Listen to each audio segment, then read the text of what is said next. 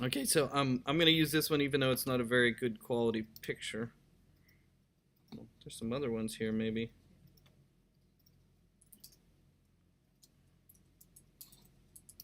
And of course I'm going to use the landscape mode right here, landscape mode. And then I'm going to paste my object. There we go. And let me reset my windows so they're all back to normal. Remember, again, it's under Windows Workspace. You can say reset and it'll kind of put everything back to where it should be. And I know they're pushing their library, but there it is. So if you were going to try and draw anything that's going to be kind of on an angle like this, now you could just sit there and use the pen tool and kind of go around the objects. I've done that before and made something like this very easily using the pen tool. But let's say there was a bunch of buildings and things like that. It might be easier to start with a grid, or what's called the perspective grid. And then, so the first step is to make the grid. And you probably, like I said, clicked on that tool before and you had to try and find out how to get rid of it.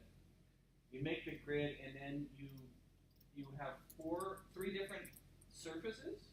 You have one surface on this side, another surface on this side, and then a base surface on the bottom.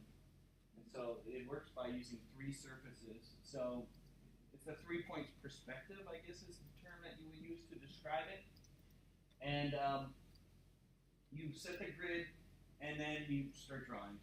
Okay, so the hardest thing is getting the grid to be right. It's usually best to zoom out so that you can see it in a kind of, because your vanishing point, so if you've ever taken a drawing class, I don't know if you have, but there's a thing called, you know, that got your horizon line, and then a vanishing point would be where the kind of angle of it would be going down to.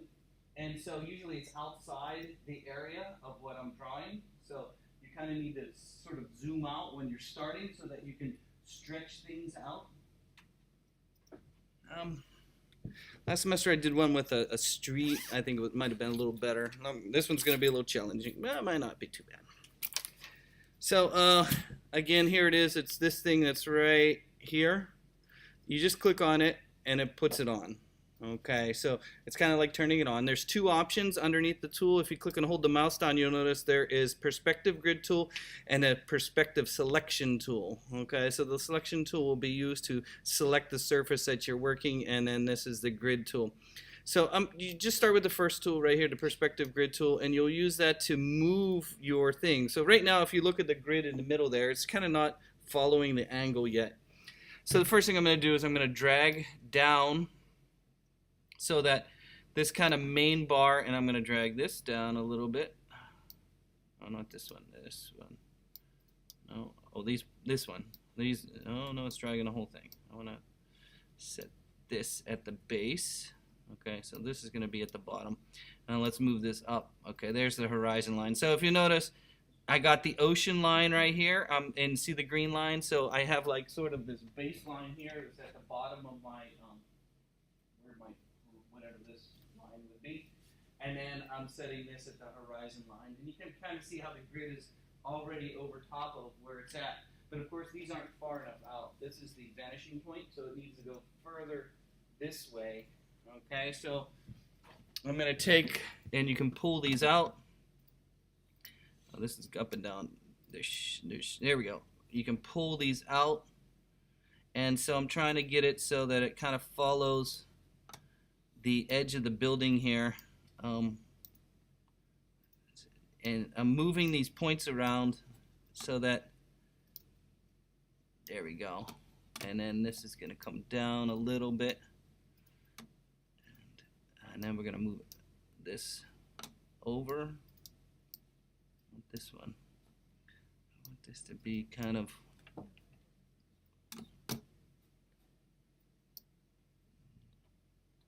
so I'm trying to get this angle to be right here, but it's just not. There we go, over here.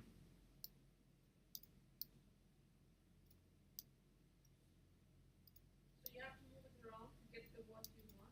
I am moving it around to get to the perspective that I'm looking for, yes.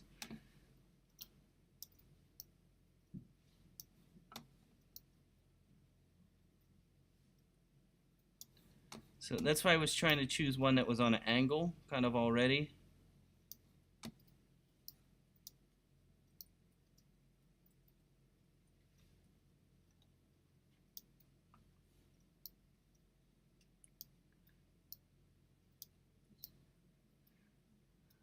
Okay, that's about close.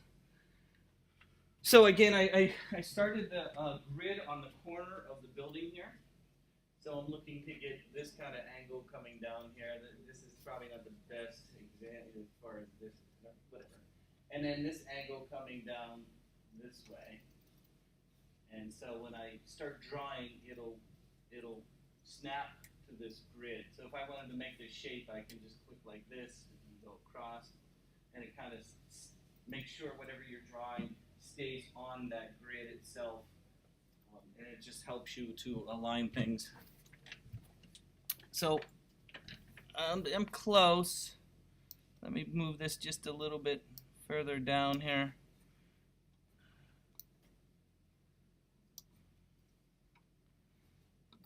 I would like to move this up. Not that there's an angle there.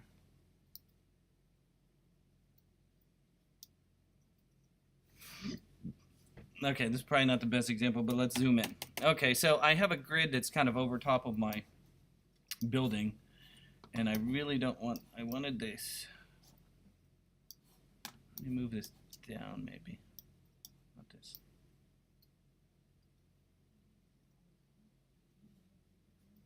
Maybe I do want it on a horizon there.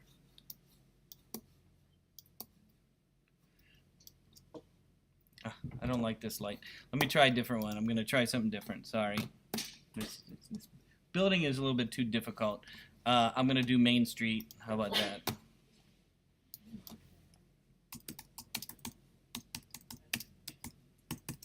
How about we do Main Street? Or we could do Disneyland. There we go. Everybody loves Disneyland, don't they?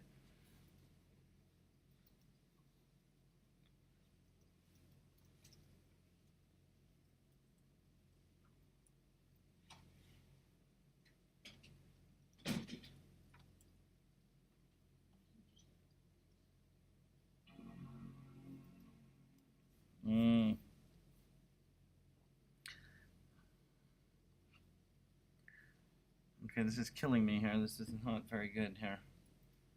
Just want a town. I googled street with perspective. You found one that has perspective? If you just Google street with perspective. Okay. Shit.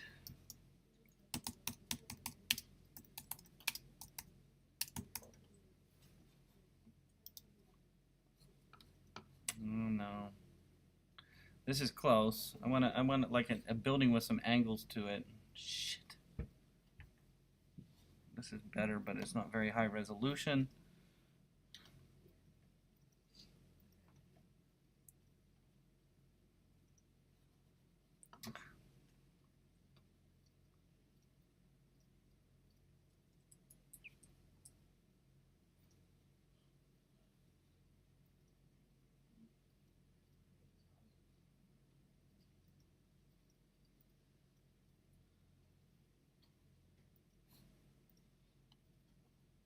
I guess we can steal a drawing. It's pretty ugly though.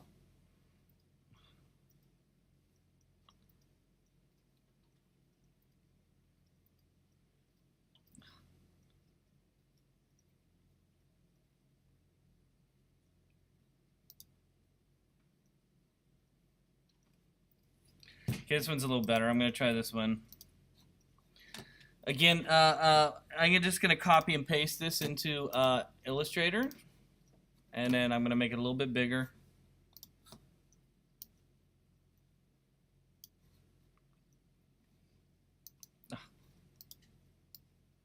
There we go.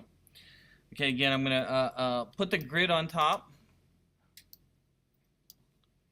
Again, the perspective grid is this one right here. Again, you want to match the grid to the document. So this is going to be down here. This will be further down here.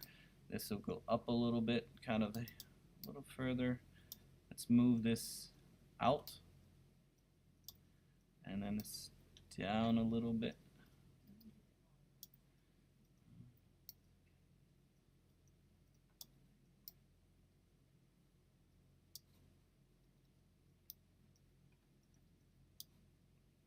Why is this down?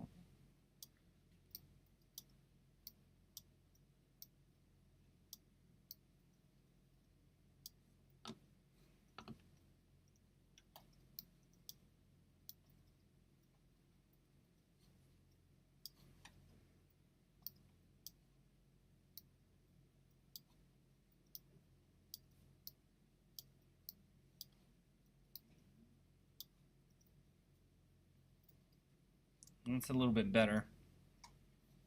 It's going to mess this building up.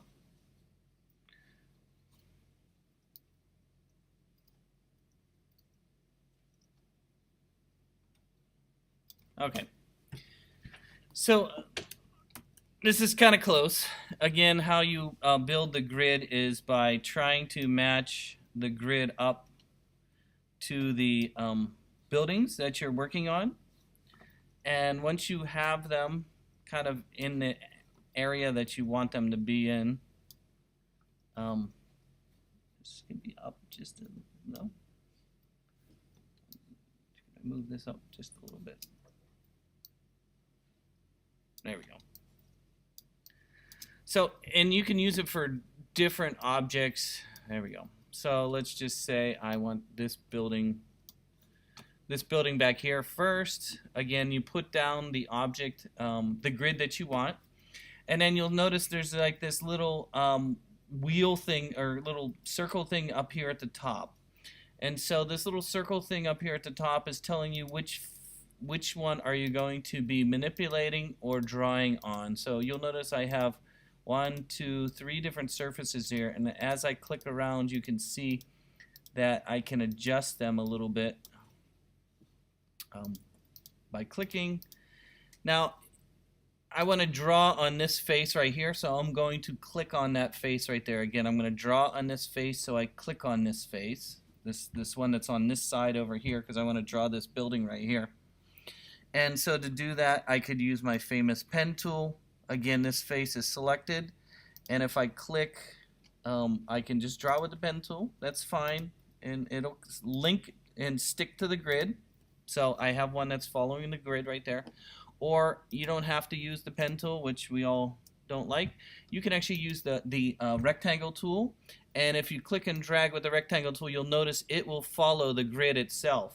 See that? See how I am drawing with the rectangle tool, and it is going in perspective following the grid shape. Do you see that? Again, I'm using not the pen tool, I am using the rectangle tool. So it will help you, and it'll do it even here too. Look, see how you're not on the grid, but you're just following the grid. Notice how I wasn't here. I clicked all the way up here, but it's not on the grid down here, but it's still following the same perspective. Does that make sense? In addition, if you were going to do this side over here, you could click on this. See this little surface right here, this one right here on this side? Now if I click and drag, it's going to go on that side. See that? You can tell it which surface you want to go on in your grid. So you can go and do things very quickly. Again, you just click and you can drag. Uh-oh, notice it's going the wrong way. Why is it? Because I'm on the wrong surface here, right? I'm on the wrong surface there. You need to click on the one surface that you want before you start drawing. Then, if I wanted the side of this building, I could sit there and draw the side of this building. It'll follow that perspective. In addition, you know, you can do things very quickly, as you can see, just by putting surfaces down. Some other things that you could do, of course, is the street as well. If I click on the bottom one here for the street, it will allow me to follow the grid. Look how it's following the kind of street contour. Do you see that? See, it's following the street contour. Why is that? Yeah, I'm just using the rectangle tool. It's following this bottom grid one. It's kind of giving me the street, right? And once you're done doing that, you can actually go and start moving points around or moving objects around. But it gives you a good starting point. Again, if I'm still on the bottom, and I can come over here and start in this corner and drag this way. Look at that. See how I'm making the surface of this street right here? Like that. Again, just using the rectangle tool, but it's following the surface. And once you have your base things down like that, you know, I have my base shapes. Oh, I know they're all white and stuff like that, but you know, you can go to your layers window, and inside the layers window, if I could find layers, inside the layers window, let me move it over here, you'll see I have all my surfaces in there. You can hide your grid You can start coloring them if you want. And you start coloring them. I guess it wouldn't be a purple building. How about a brown one? And this could be almost the same color as the other one. And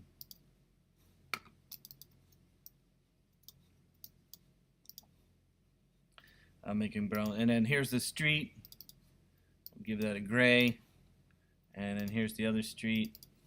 Or we could call this one grass.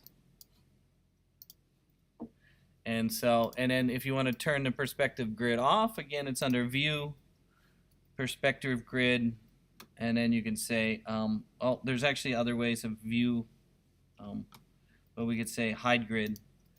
And again, very quickly, you can have 3D shapes of that.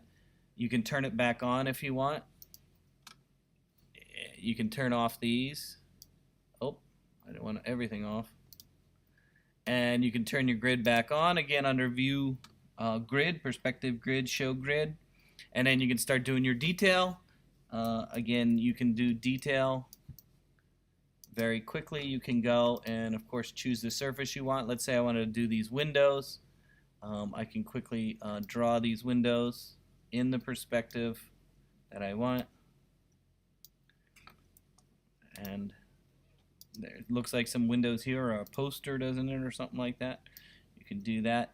In addition, you can duplicate an object and it'll follow the grid as well. So let's say this was a window and we wanted to give it a window color. I guess that would be like a window color. That's a window.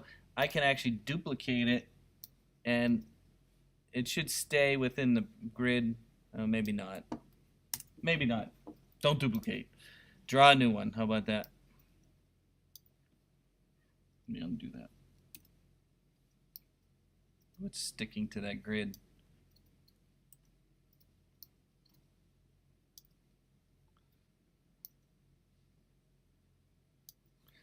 This is a little too big.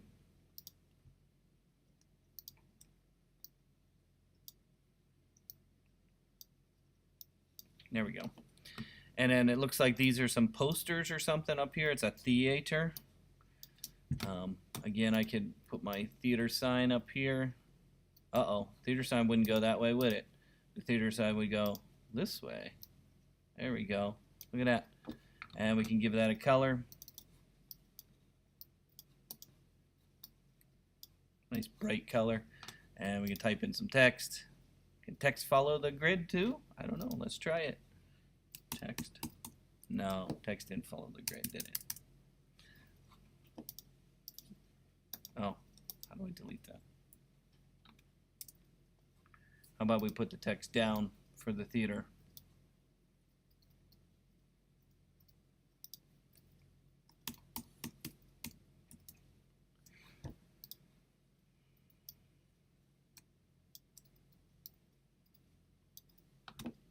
And then, of course, I'm going to go back to this surface. Why won't it let me? Oh, you got to use the grid tool. And then I could draw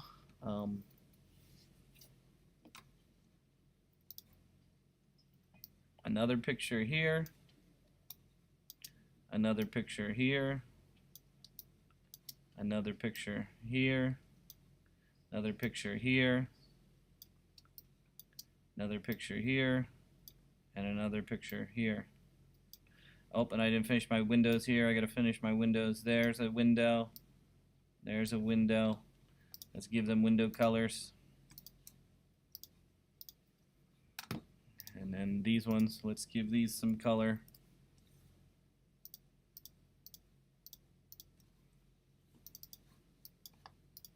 Purple. I don't know. Oh, no, I don't want purple. It'd be nice if I could put some images in there, huh? Something like that. There we go.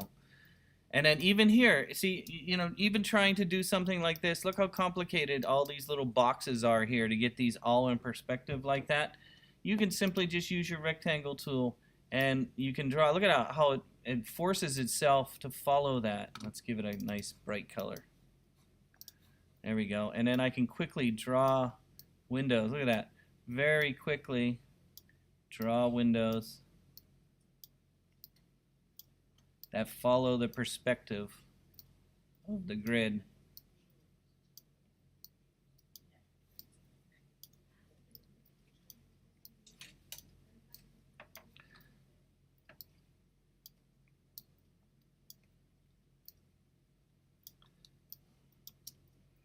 And then again, you could use your pen tool to subsidize your drawing here.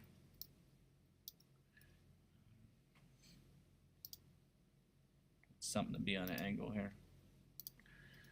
And then I don't know, it looks like this is a different color here, this one right here. And then it looks like there's a different angle that goes this way. We'll give that a different color. Give this a little bit different color. And then of course I could go through and do all those windows, but you get the idea. Let me turn on all my layers. We can hide this. Hide the grid for a moment. And you could see I can start building a street, main street or whatever you want to call it, very quickly by just putting the perspective grid down. It's not the funnest thing, but it takes time to master, but making the grid the first time is important. Jeff, how do you get it to select the other face of the building? The other faces? Hold on, let me get back, turn it on. You mean to choose, yeah, you got to use the perspective tool, the perspective grid tool, then click on the surface you want. Okay. So use this tool to click on the surface you want and do that. Okay, the other option I was going to show today, so it's complicated, you just have to try it. It's hard for me to explain it all to you, this perspective grid thing. It's more of something that you would have to try to do. Yeah. Okay, the other one I was going to show today, of course, was the one I talked about last class, was the paint, the live paint option. Okay, there's something called live paint. And I demonstrated it really quickly one day when we were doing some kind of sunset thing with, and I split it all up into individual colors and things like that. So I'm going to cheat a little bit, and I'm going to use the image trace, and I'm going to trace an object into a lot of objects, and then I'm going to convert all those objects into something called a live trace. And once it's a live trace, then I can use something called the live paint bucket. So that's kind of the steps. Draw a bunch of objects, turn it into what's called a live paint, and then use a live paint bucket to color it. Sorry, it's kind of confusing. I know these tools are all a little bit complicated. So just try this if you want, the perspective grid. It really works well for doing Main Street if you want to do something like that. I've had some students make phenomenal things using that, literally.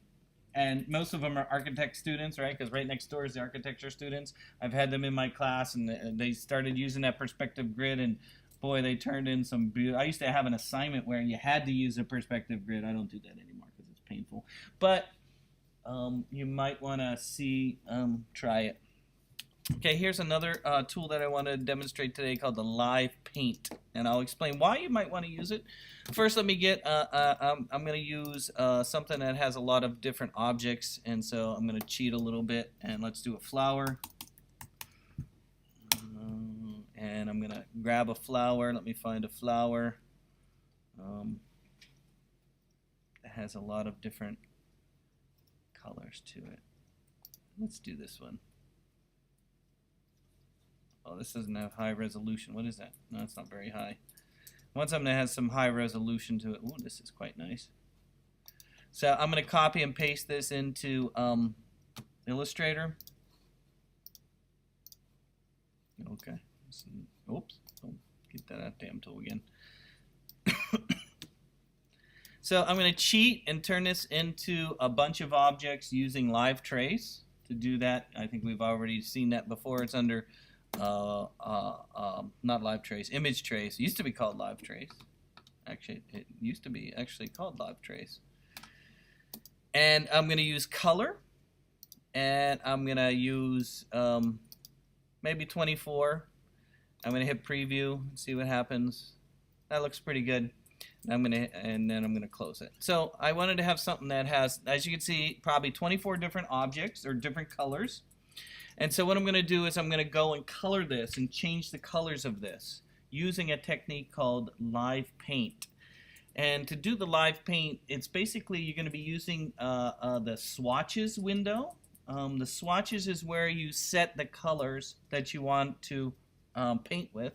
So probably the first thing I would do is maybe go to the swatches and make a series of colors that you want to use.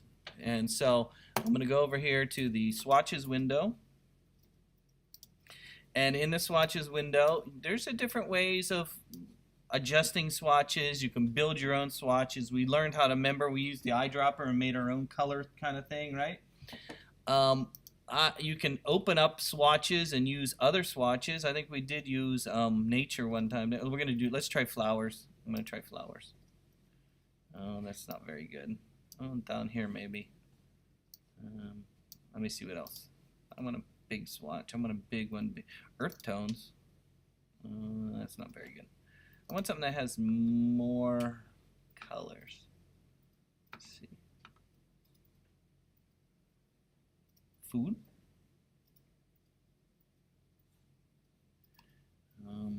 We did landscape. I guess we could do landscape. I don't know. This one has more colors. So first step to doing the live trace, and the tool that we're going to be using is this paint bucket that is, ooh, not that again. Woo, don't do that. Perspective grid, hide that puppy. It's called, where is it located? It is Live Paint. Here it is. It's called Live Paint Bucket, Live Paint Selection Tool, and so on. So in order to do this live paint, you have to convert this into an object that you can paint on. Now right now it's not going to work. If I click with the pencil tool, it's going to give you an error message. It says, the selection contains objects that cannot be converted. Live paint groups can only contain paths, and compound paths, clipping paths are not allowed. Okay, so I understand that. Okay, so we go under Object, Expand. Doing that will convert this into objects that you can edit. Remember doing that using Expand? Boom. Remember doing that? It converts it in there. The next step is to tell it you want to use Live Paint. To tell it you want to use Live Paint is under Object, Live Paint, Make. Object. So if you're following, like I just said, following what I was doing, is I used Expand of Image Trace, and then I'm going to go under Object, Live Paint, Make. And you see it didn't do anything. You go, oh, it didn't. I didn't see anything else happen. But as I roll my mouse over, you'll see these little colors popping up. Notice I have a little, I can then go over to my swatches, and I can click on a swatch. Oh, no, it doesn't seem like it's using these swatches. It just seems like it's using these swatches up here.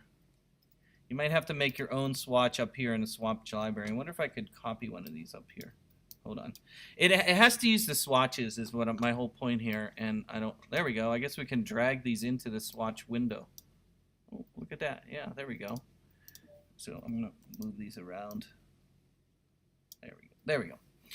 It basically uses the swatches, and so how this works is you choose a swatch. I'm using this tool. And notice as I roll my mouse over, it has the color. You see the little paint bucket has like a little color.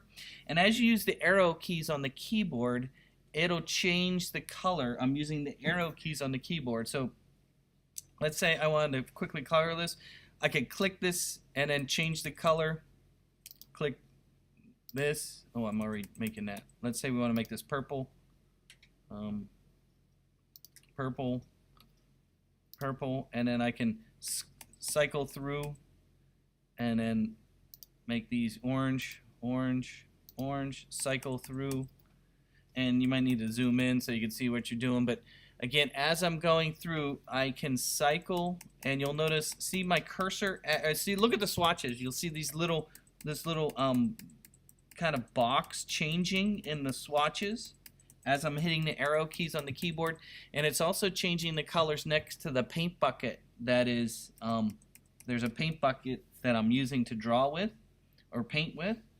And so the purpose of this feature is that you can quickly color objects without having to select them, right? I don't have to go and select them and then color them, and I can cycle through the swatches very quickly to change things, cycle through, change things. So if you have an object that has a lot of pieces that you want to change the color to, it looks like this would be a tool that you could use to quickly change the color of things. And again, you're cycling through using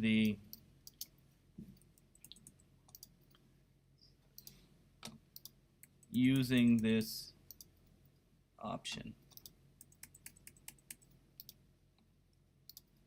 Are you using the arrow key? Arrow key on the keyboard to change the color, And then you're clicking? and then I click with the mouse whatever's selected. And again, doing so, then if I click off, you'll see I can quickly color this. I've changed some of these colors in here very quickly by using this thing without having, because normally to change a color, right, you have to click on it. Oh, now it's all grouped together because it's a live paint. And when you're done with live painting, to turn the live paint feature off, you go under Object, Live Paint, Release, and it'll then release it back to normal. Then you can go through and, uh-oh, it did make a mess. What did I do? Undo. Jeff, is there any way to simplify the image, the objects? You know, combine a bunch of them together. Yeah. Well, So if it's too much detail and you would like less detail. yeah. We can go over that in a minute. Why, when I released it, it went crazy on me? Okay, now you can still select them. I don't know if you could turn the live paint off. It went kind of somewhere. I don't know. But it's called live paint. You can go through that and try it again. To turn it on, it was under Object, Live Paint, Make. And then, I don't know what gaps option. Oh, there's an expand. Maybe that's what you need to do to turn it back to normal. Let me try that. Object, Live Paint, expand. Oh, there you go. Okay, that turns it back to normal, I think. Yeah. I don't know about this release. I don't know what gap options are. Not sure what that is. But it's a way to quickly paint something. Again, live paint. So yeah, let's talk about simplifying objects. Since Harry brought it up, we'll get him to. Okay, so there's a couple different ways, and I'm not sure if this is going to answer your question or not, though. But let me move this out of the way here. So let's say that you are using your pencil tool. If I can find my pencil tool. There it is. And I put it on accurate. Okay, accurate means it's going to follow it more closely. So as I'm drawing away, and I'm trying to make a flower here. I don't know, there's an ugly flower. And it's got a lot of points down. One way to make objects simpler is to remove points to make it smoother. Okay, so there's one way to make things smoother and reduce the amount of points using Object, Path, Simplify. In this option, it allows you to, and it has kind of these sliders here, and if you hit the preview, it'll show you what it does before you hit OK. And you'll notice it removes some of the points, and of course the more simplify, oh, this way I guess, you can simplify your object. So if you have something that has a lot of objects to it, you can simplify it by using Simplify. It's under Object, Path, Simplify. In addition, in this same window, let's talk about these because they're all very important little tools that you might find useful someday. And usually the last day of class, last week of class, I go over all the tools that you should remember. So some of them we'll go over. So let's talk about join. Join is a very important feature. You'll notice right now my object here is not complete. Why is it not complete? Well, you'll notice my path here and this path I did not click on top, right? This is not a complete path, right? Because I never went back to the very beginning, right? When you're doing an object, especially with the pencil tool, you got to go back to all the way to the very beginning, or sometimes they're not really joined together. And in fact, that often doesn't even join them either. The only one that's really joining is when you use the pen tool and you go all the way back to the beginning like that, right? So you could use the pen tool and you say, okay, I'm done. And again, if I have a stroke, let me put a stroke on here, you'll see this object is not complete because there is no object here. Same with here, if I put a stroke on there, you'll notice this is not complete either. So what you can do is you can join them together and make it a complete object by joining points. So how the join feature works is you select 2 points, 1 point, hold the shift key down or command key, command key, oh, not command key, click on 1 point and then shift key, 2nd point, there you go, 2 points. Then you go and let's zoom in so you can see. So select 2 points. If you want a complete path, go under object, path, join, and what that'll do is it will combine them together and complete the path. Okay, so it's not a very, great feature, but it is one way that you can, if you have an object that is not complete, you can do that. And of course, this isn't smooth either now, so we can go back to our smooth feature and smooth this out even more. Remember that was under simplify. And oh, that's still not perfect there. Well, if you want, what you can do is you can put the other one is you can put them on top of each other like that, and then if you put them on top of each other, you can actually select both of them there and go under object, path, join, and I think I guess they're already joined. I don't know. No, they're two separate. I want to join these together. There is a way to join them. It still sees them as separate objects. Simplify, add anchor points, remove anchor point, divide objects below, split into grid, clean up, average. Please select 2 or more points to average. I did select 2 points, didn't I? I don't remember what the average does. Here's 2 points. Let's find out what the average does. Average. So to connect the 2 points, you said you use shift, click, and shift. Oh, that aligns them. Huh? To connect the 2 points, you use join. Click, yeah, no, but before you get to the join. Yeah, like these two. Let's try How this. do you select the 2 points? Shift. Shift. Selects both of them. So let's say this is not a complete object. Yeah. I can select both of them and go under object, path, join, and it'll put them together and make a complete object. And there's another way of doing it. If you don't like doing it that way, probably a better way would be to use the pen tool. You can use the plus pen. Click on 1 point here. Oh, no, I can't do that. Use that for a path. Yeah, I want to add. I guess I can't do that. Okay, join's better. How about that? Yeah. So we had some simplify features in there. We had some join features in there. There's some other features under here. Under shape, we can talk about that a little bit. Let me make a rectangle. Or actually, let me make a pen tool. Let me make a rectangle. And then let me make an object with the pen tool. It's kind of oddball shape here as well. And let's talk about some of the other features underneath this same window. Again, under object, path is what we were under. Outline, stroke, offset, path, simplify, anchor points, remove anchor points, divide objects. Shape is expand shape, pattern, make pattern. We already did that. Blend.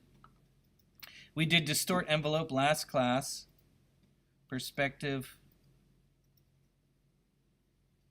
Live paint, we just did that. Trace image trace, we've done that. Text wrap, we've done that. Line and sketch art, expand to pass. Clipping mask, we've done that. Compound pass, that's a little evil. We'll get to that. Let me do that in a different class, artboards, and then graph. Oof, I don't know if we want to do graph. Okay, let's talk about this one right here. This object, I can say convert to shape. What does that do? Object's not converted. What am I trying to do here? Let me try this one, object. If you just said make, would that do the same thing? Which one? I'm If sorry. you just said make or expand, Expand. you said you were converting it to a shape. Yeah, I guess that would do it as well. Yeah, it converts it into a different type of object, and I'm not sure. Or the rasterize. Yeah, I kind of separated it from the stroke. Did you see that? Yeah. This is kind of like a compound path. That's why I didn't want to go there today. Where it sees it as two separate objects now that are kind of combined together. You see that? It's not yet. It's not simple. It's like a messed up object.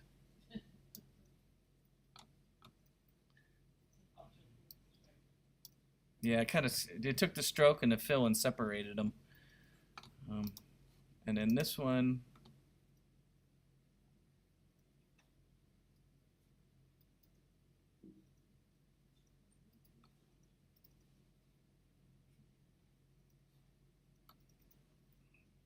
outline stroke.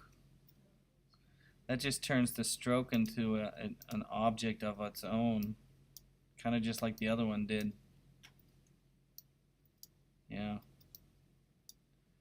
Okay, so those are one way to separate, I guess, the stroke from the fill is under these objects here, this path, these ones that I was just using. Offset path, an outline stroke, or this one, shape, expand.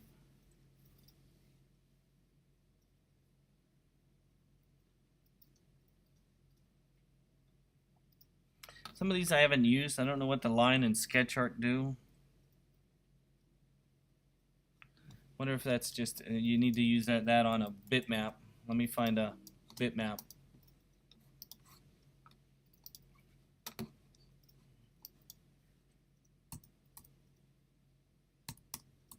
Sketch.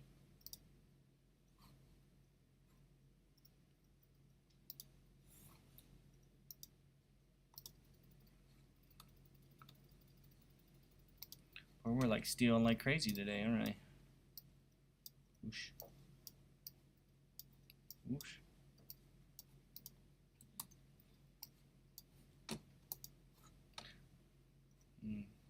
Just no, expand to pass. I'm really not sure.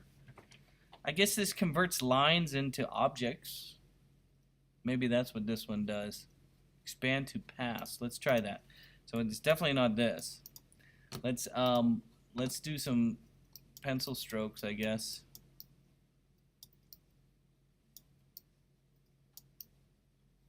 Boy, that's a beautiful flower. Rose flower. Okay, so this is some line sketches, sketch line. And then select them all, I would imagine. Object, line, sketch art. No, that didn't work either. I don't know what this does. No idea what that does. Line and sketch art.